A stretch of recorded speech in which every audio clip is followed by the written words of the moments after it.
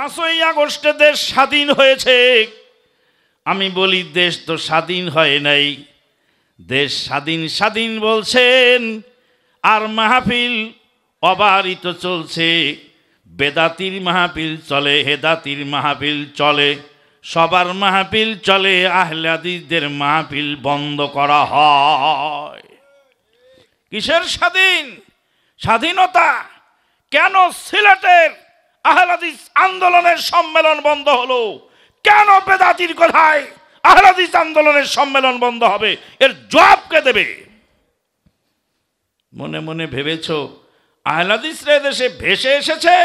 না, তোমাদের এই পীরতন্ত্রের ব্যবসায়, যেই ব্যবসা পীরেরা, যেই পীরদের ব্যবসায় লাল বাতি জ্বলেছে, সেই লাল বাতি জ্বলার কারণেই তারা আহলে হাদিসদেরকে দমন করার চেষ্টা আছে।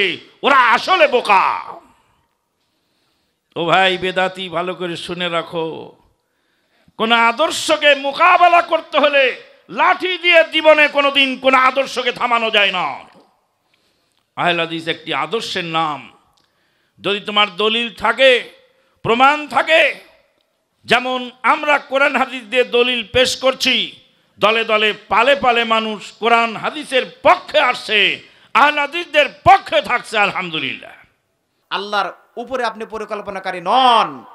যতই আপনি পরিকল্পনা করেন, সিলেটের বুকে অন্যান্য জায়গায় আহলে হাদিসদের সভা বন্ধ করে দিতে হবে, আহলে হাদিসদের সম্মেলন বন্ধ করে দিতে হবে।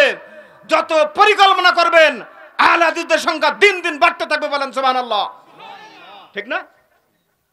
আপনি কি মনে করেছেন দিনের দাওয়াত, দিনের সহি দাওয়াত মানুষ অ্যাকসেপ্ট করছে, গ্রহণ করছে, দিনের সহি দাওয়াত মানুষ গ্রহণ করতে লাগছে, সারা পৃথিবী জুড়ে, সারা বাংলাদেশ জুড়ে, সারা উপমহাদেশ জুড়ে শুধু দাওয়াত গ্রহণ করে মানুষ দলে দলে আহলে হাদিস হচ্ছে।